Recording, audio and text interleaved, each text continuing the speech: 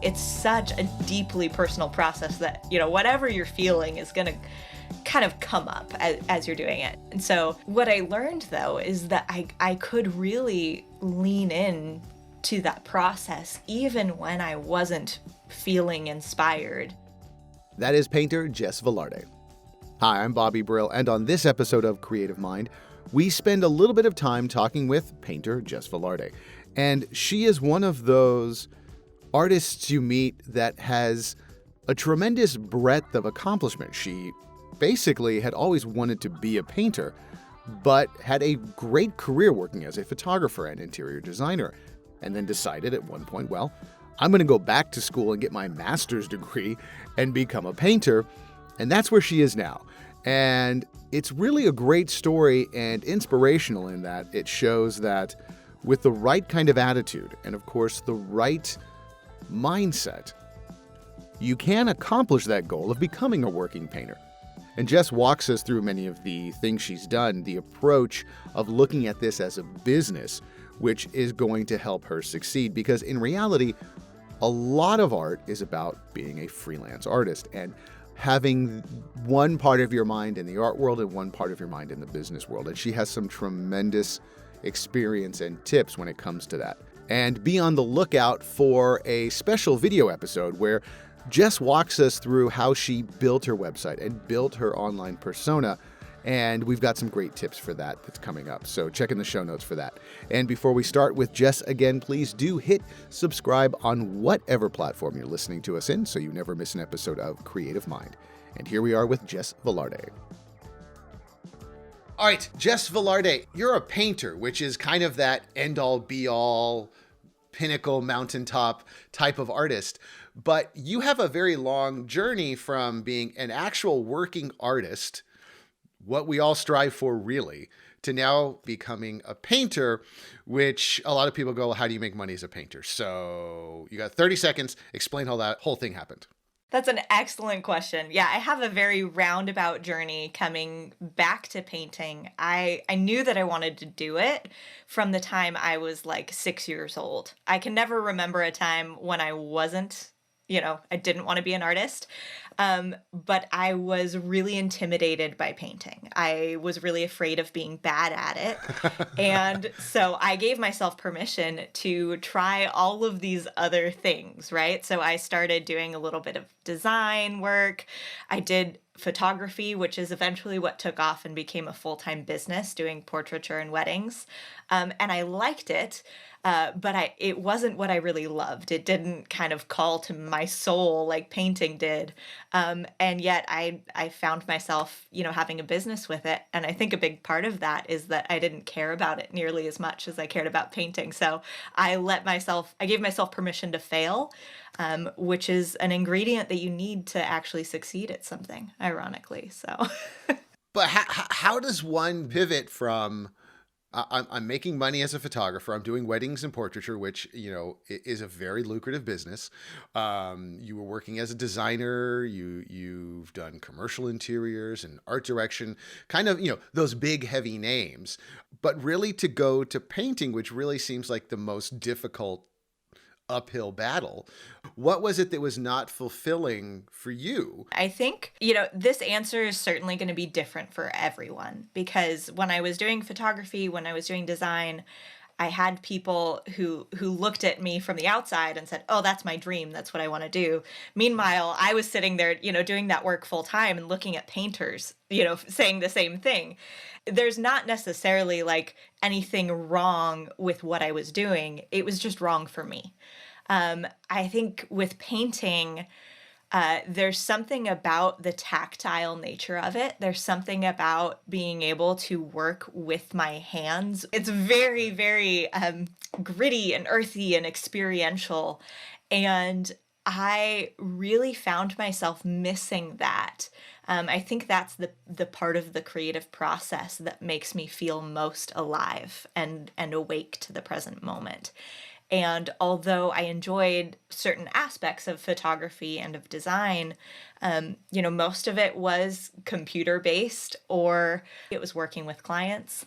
And I never really had an experience within those fields of a very hands-on creative part of the process. It was either, off doing this sort of digital creative work on my own in a little cave of editing or designing. And then it was, very front facing, very very, working with clients and managing projects. And painting for me feels like this perfect in between where it's still a very involved tactile experience, but that's kind of the essence of the creative process for it. And it just felt like the right fit for me. And obviously, again, that's not going to be true for everyone, but that's just something that I've known. Like, I don't feel the same way when I'm creating in other mediums as I do when I'm painting. And I know that sounds like a very fluffy answer, but that's really what it was. Well, it sounds fluffy, but fluffy in the right ways, because I think Yeah. I want to key on one of the things you said, which I think is interesting. You had to be on when you're working as a photographer. You had to be on when you are doing client-facing work, meaning, there's a lot less creativity and more selling. I can understand how, it would be very, very trying after a while if you're just trying to create, having to appease masters that just don't get it. Yeah. And kudos to you. I have done 2 weddings, my sister's and a friend's, and I will never do them again. Oh gosh, yeah, so much respect for people who do that. I was teaching workshops. I was doing it full time. I was in it enough to know what that would be like if I continued to give my life to that. I knew it wasn't for me, and I kind of when I closed down my photography business, I did so right before I went back to finish my undergraduate degree, and I was studying fine art in that. And so I had this big kind of moment of like, no, I need to give myself permission to do what I really want to do, and to go back and do painting. And then after I graduated, I went to school on the East Coast, and my husband and I then moved back to California after I graduated. And I got this opportunity, kind of by accident, to start doing this design work and the environmental branding and project management. And I kind of fell into that, and I realized I had this moment. I was like, oh, I've been here before. This feels familiar. Wait a second. Yeah. I was back in this situation where I found myself like, oh, I'm making a good living. I could, run a business doing this. Do I want to face myself, 5 years from now and be exactly where I was with photography, but just, fill in the blank with a different medium, with a different form of creative work? And I knew the answer was no. And the funny thing is that I never even got the chance to actually like step away and take that leap, because I lost my job. Like, the day I was actually like meditating and praying about this, and that day I had this kind of conversation with myself and with God that morning of like, oh, I know that this isn't right. I know this isn't what I really want to do, but I'm really enjoying the work. It was still creative enough. It was really energizing. I was doing these big projects that I really loved. And I was like, oh, I'm going to have a hard time stepping away from this when the time comes. So we'll have to figure that out. That day, I find out they're cutting the position that I had started doing. And so that was a huge shift. And that's actually when I ended up deciding to go back for my MFA and to come to the academy. But yeah, it was. It's always nice when you get down on your knees and go, I need a sign, and then, oh yeah, you ready for your sign? It's going to be really, really big. I hope you don't miss it. Oh my gosh, could have been a nicer sign. Pretty crappy sign, but it was it was good. So I want to ask you though, because I'm going to harp on it just a little bit more, because fortunately for you, you were able to have someone, from above or in front of you, push you in the direction you needed to go. But for a lot of people, when it's, I want to make this life change, being good at something and getting paid for it, is not as rare as a lot of people think. What were some of those things that you had to start to consider where, okay, I'm turning away from X amount of dollars to spend now XXX amount of dollars. What were some of the things that you were thinking about, planning about, and some of the things that you wanted to make that transition feasible? Although when I tell the story, it sounds very clean and clear cut. As I think most people realize, that's not how life actually works, right? So it took me, all throughout school, I think until the last semester of my MFA, I was still taking design jobs part-time to just pay rent and get by and get through school. It was a shift in orientation and a shift in energy and focus. But I also had to get very creative with how I actually expressed that process. And I like to be really transparent. I came to my MFA program from very much a place of privilege where we had family that was willing to help us make ends meet with tuition and make that work. And so I had this really strong support system. But that being said, I think I would have found another way to get that education and to pour myself into this. And I think that's the best answer to your question is that while I did it slowly and I did it by making mistakes and figuring out how to do it as I went. And although in my mind and my heart, it was this kind of huge shift and decision and change, it wasn't like that in my actual day-to-day life. In my actual day-to-day life, I was still doing a lot of this consulting work. I essentially was freelancing, doing design, and doing that while getting my MFA, which was not easy. Which is a nightmare. A lot of people work and go to school at the same time, and creative work is probably the most difficult to do because it's, if you're painting, I'm guessing you're spending 12 hours a day at school, in the labs, in the paint rooms, in the studio, and then another, I don't know, there's 75 hours in a day you have to squeeze in of creating on your own. That's certainly how it feels. What was that transition like for you coming from your undergrad art program to an MFA program where you're now focusing again in painting, which is a very specific skill set and then also mindset? It was freaking hard. Well, don't sugarcoat it. No, in the best way, but it was difficult. So my undergrad experience was, although I was always studying art, I got married very young. I was doing photography full time before I even started my undergrad degree, and so my husband and I moved around a lot. We transferred schools multiple times, and we both got our undergraduate degrees while working and kind of while adulting already, for lack of a better term. I'm living my life, and I don't need to be around a 17-year-old today. Yeah, seriously. I had this very piecemeal kind of education coming into the academy. And because of that, because of all those transfers and moves, I missed a lot of the kind of foundational courses and the structured education of a traditional art school. And so that was honestly a huge part of what attracted me to the academy, is that when I was looking at MFA programs, I knew I needed that. I knew I wasn't ready for the type of work that I wanted to do coming straight out of undergrad and going into a more conceptual leaning MFA program, which is I would say the majority of at least what I saw when I was looking. This was back in 2017. And the academy was really this kind of unicorn of they had an online program, which meant, if I needed to move or relocate for whatever reason, I could do that. I didn't have to go on campus, and I could do fully online.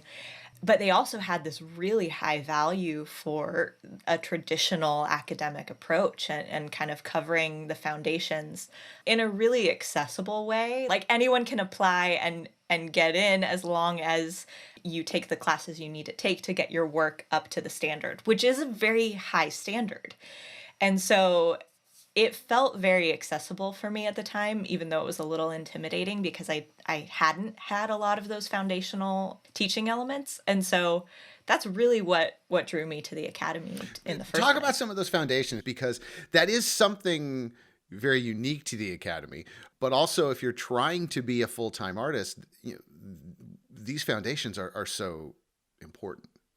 Well, what it taught me really quickly was that essentially it almost didn't matter up front what I wanted to paint because I needed to learn the things I needed to learn regardless.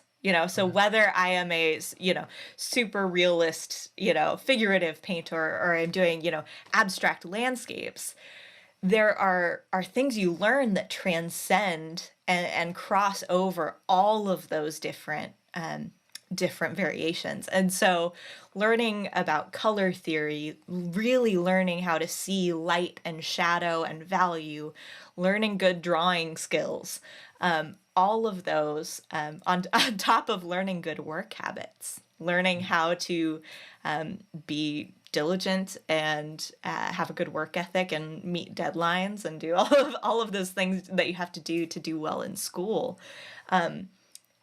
That was crucial. Because I mean, in school, I mean, how often are you putting out quote unquote finished pieces, or pieces that you're going, okay, I got to turn it in. It's done now. I mean, obviously that changed as I got more into my thesis work and moved out of the foundational courses, but for the first couple years of my degree, I would say 80% of what I was doing, I wouldn't want to share with the world. Sure. And, it didn't feel like, oh, I don't want to put my name on this. This is practice. But that was honestly exactly what I needed. I needed to be shaken out of this mindset that if I'm a real artist, everything I do has to be a masterpiece. Which is total crap. Right, exactly. It's Well, true at it's all. not true. It's not true, and most of what you make is going to be garbage. And I think that's a hard part for people to think. Especially, there is that idea for painting, and when we talk with other painters, it's like that. It seems like such an investment because paint is not cheap. Canvases are not free, but painting, you really are making that big commitment. So the still lifes were not your forte, or not your Not my jam. not what you wanted to No. become. No.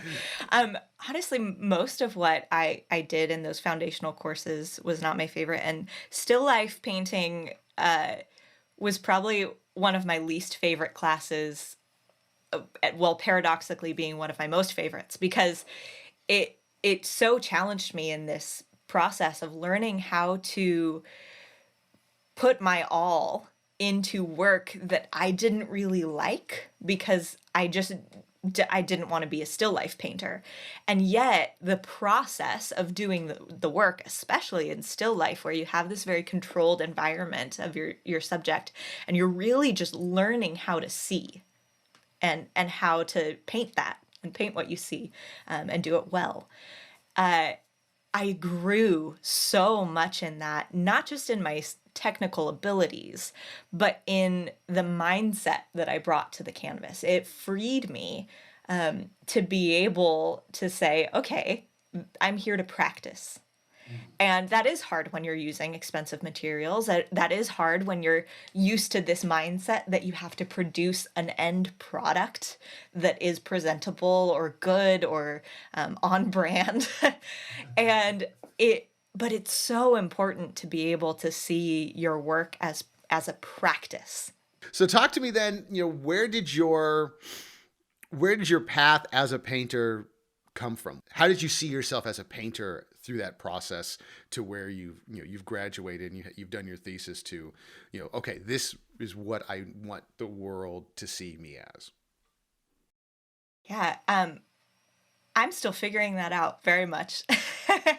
And I think early on I kind of committed to not letting myself worry too much about that because I knew that I would have the tendency to overthink it and to let that prevent me from doing the work. And so I kind of made this commitment to, okay, I'm going to show up, I'm going to do the work, I'm going to share it with the world, whether or not, I think it's perfect and see what happens. And I'm still very much there.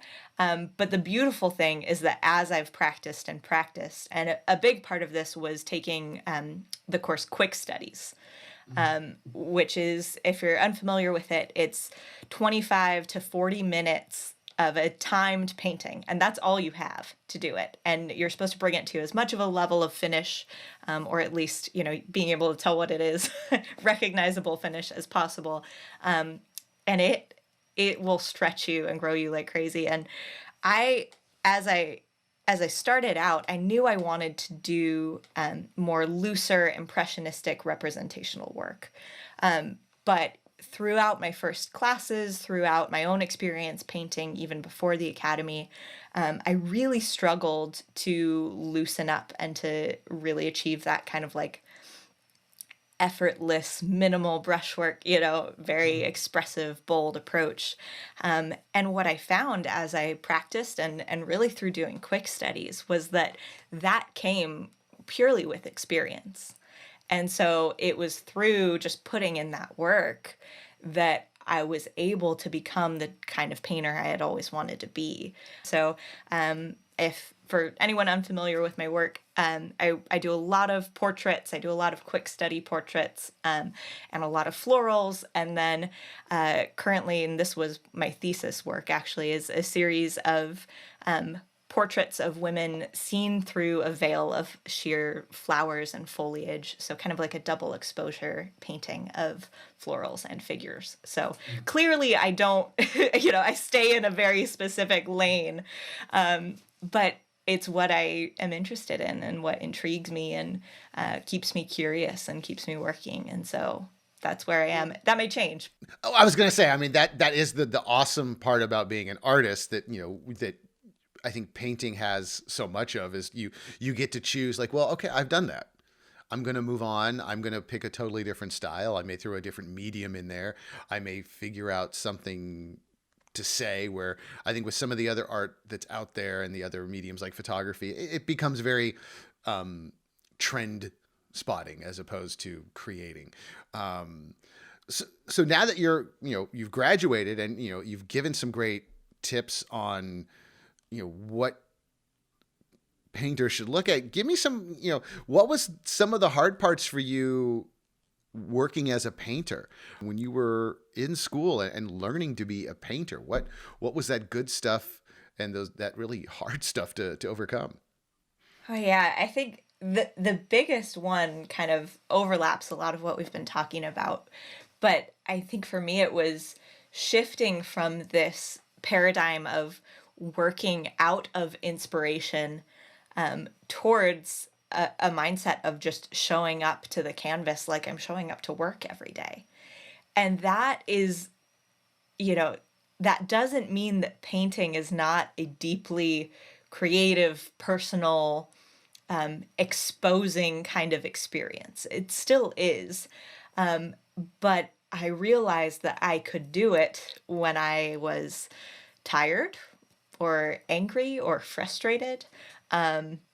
Certainly, after 2020, a lot of uncertainty, a lot of things that I did not expect to have to deal with. I went from having a studio space to not being able to access it during the pandemic, and still not able to access it. And so I was working at my dining room table, doing large oil paintings.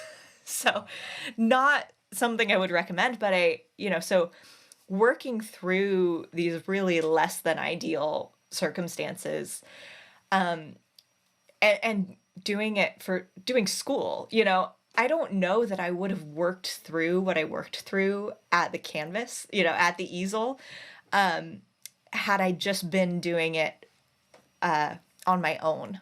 I had these external accountabilities with deadlines for school, with classes, with professors checking in. And during the pandemic, everyone was very gracious and supportive, but you still had to get your work done. And, when things like that happen, and then the summer of 2020 with the kind of social justice uprising. And I live in LA. And so this was, right outside our window. We're hearing these protests. We're part of it. There's so much going on. It's so heavy. There's so much. It's really hard to, sit down in front of the easel and say, okay, now I'm going to create this beautiful thing that I had planned. It's pretty picture a year time, ago. everybody. Let's get going. It feels so disjointed. But to be forced into a situation where I had to work through that anyway. And by work through it, I mean both literally and metaphorically. So literally get the paintings done. But also in doing so, I always think of it like that, your canvas doesn't lie.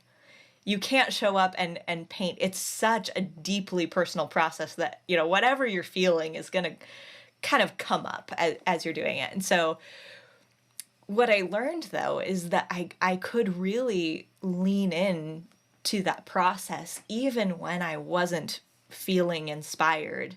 I I look at a wall of my thesis work and I have all these paintings hanging up, and I can point to some and say, oh, I was inspired and just energized, and I loved that process. I was really feeling it. And I can point to the one next to it and say, oh, that one felt like total trudgery. But realizing that that's okay, and that I can still show up to work as a painter, and I can still do the work and make beautiful work and pour my whole self into it, no matter what kind of stuff I'm going through and bringing. School, the structure of school, and, you could have this from other sources. I think it's really that factor of external accountability and structure that forced me to learn how to do that, to learn how to show up. And that was a hard process. That's not a fun process. I think Craig had mentioned that at one point. It's like, this is not supposed to be fun. Schooling is just, you're just learning how to do this. Then you graduate, and then the work begins. And that's a really valuable thing. And that's probably the best advice, anybody can give you is you're just going to have to do the work, which, is not the easy ticket, but we hear it more and more. And, more and more when we talk to people, it's like, oh man, you can start to hear the lazy procrastination in your own head. It's like, oh man, that person's really, they're doing that every day. But that brings us to our next big question of what are you doing? And how are you looking at your business? How are you structuring your business as a fine art painter? That is a great question. And the most authentic answer I can give you is that I'm very much in the midst, neck deep in figuring that out as we have this conversation. So I graduated in December of 2020. So just a couple months ago, really. And I then found myself, I've sold a number of originals on Instagram. It was a good chunk of my income over the past year or two. It had slowly kind of taken over consulting as I shared more and more, and my audience grew through sharing my paintings on Instagram.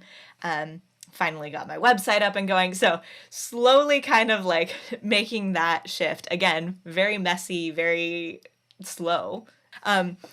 We're also still living in a pandemic. And so in terms of, how do I go get a gallery show right now?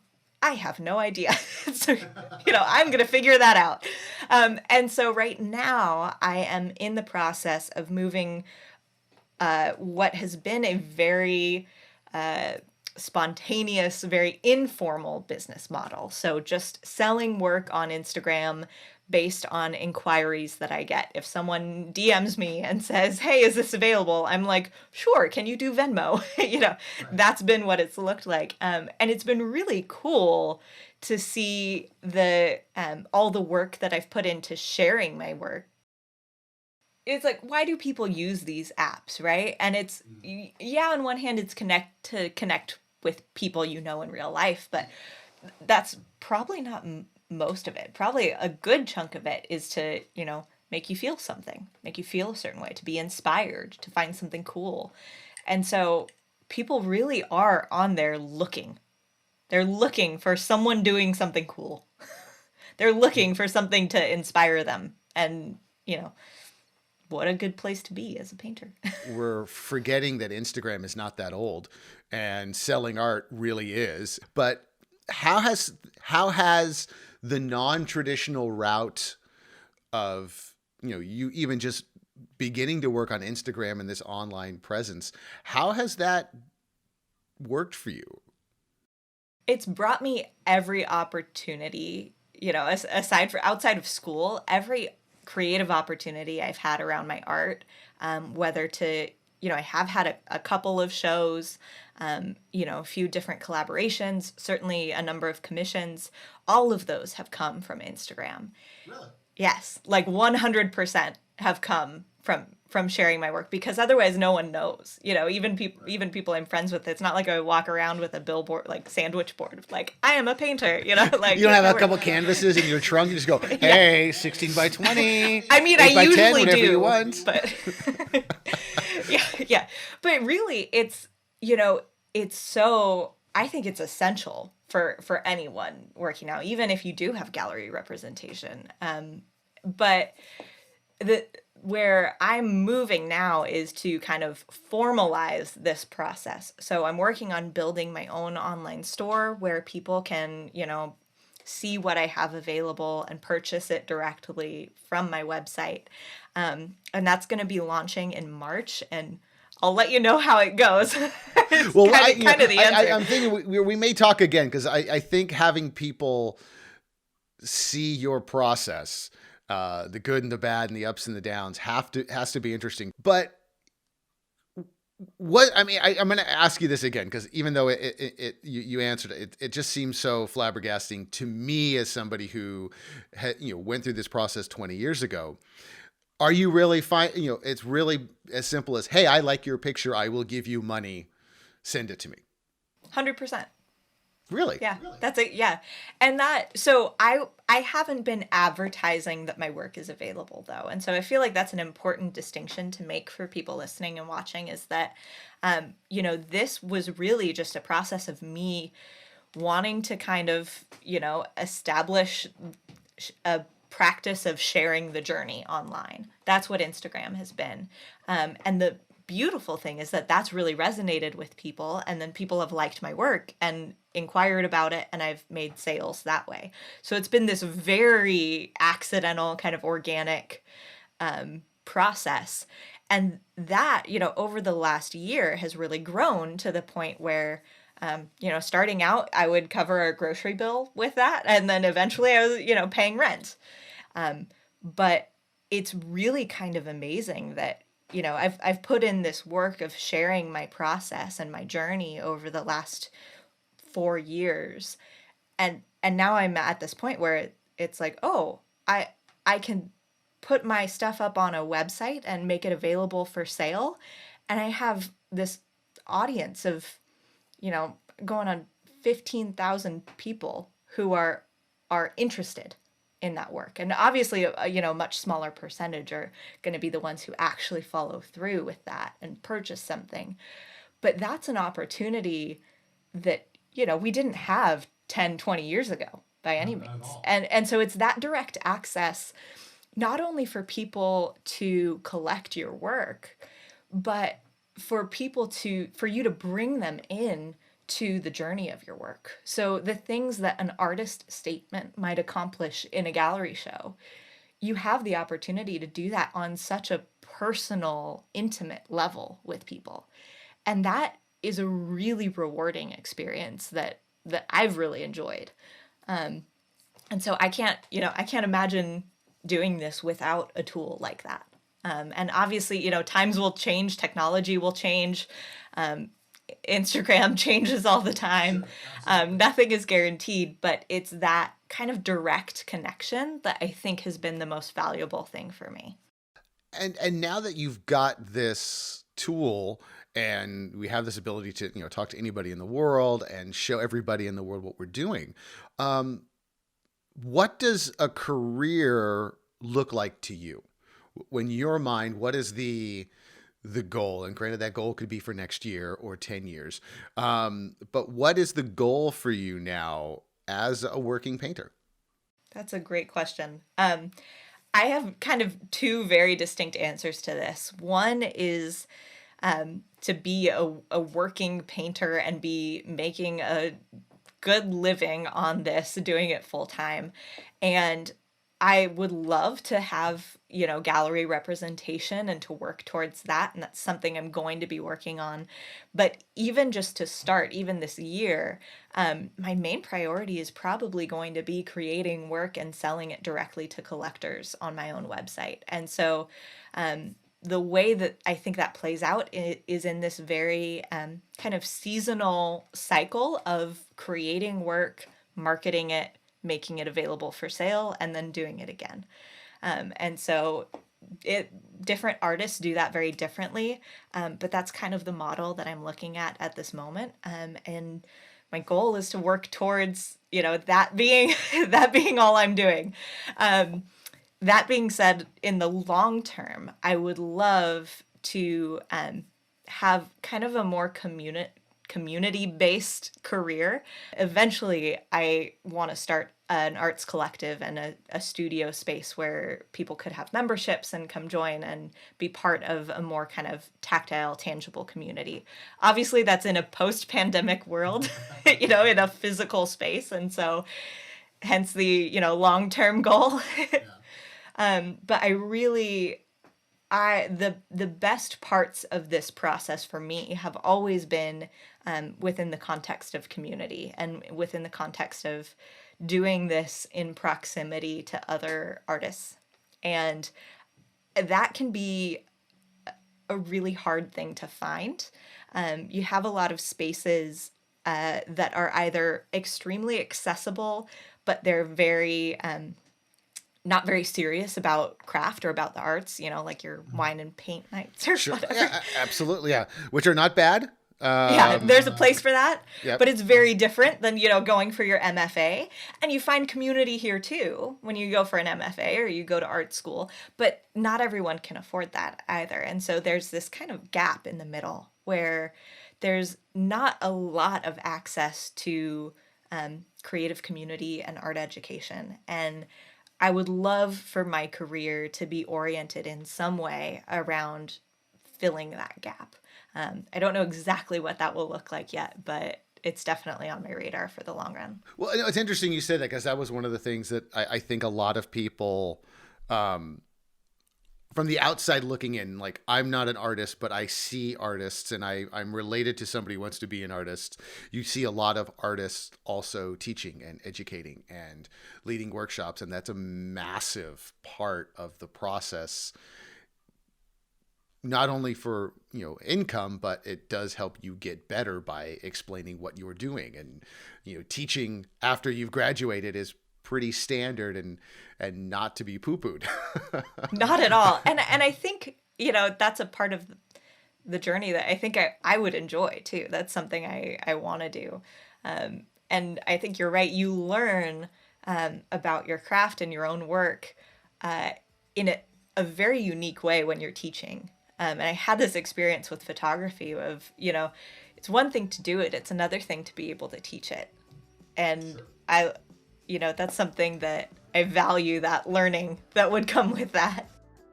So there you have it, some great inspiration if you have ever thought about being a painter or a little bit later in life, deciding, I really do want to be an artist. I want to be a working artist. And if you've ever dreamed that dream, more and more art and design career opportunities are fortunately on the rise, and employers are always on the hunt for the next generation of talented and skilled creative professionals. And here at Academy of Art University, you will get those work-ready skills that employers and galleries want. You can study on-site in downtown San Francisco or anywhere in the world with our online programs. To request information about our 40-plus areas of study in art and design, painting, graphic design, game development, and more, just visit our website at academyart.edu/creativemind. I'm Bobby Brill. Thanks for listening.